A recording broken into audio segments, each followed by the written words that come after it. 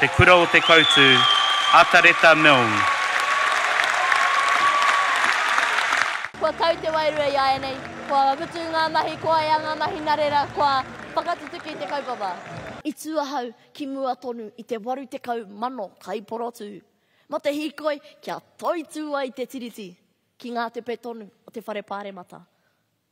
Kaore tētahi reira i whakahāwea i tōku reo, i huro ke. Ai marika, he paia ke taku reo Māori i taku reo Pākehā. He oi anō, e hara tērā i te taupānui.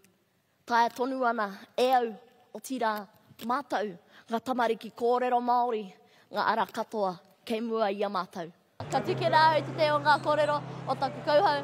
Ke kauero ko te karaga toitu te tiriti, toitu te reo, hei whakapaipai karohi noi ho narera, kia pūrua tia te moko, kia kaha te kōrero i te reo.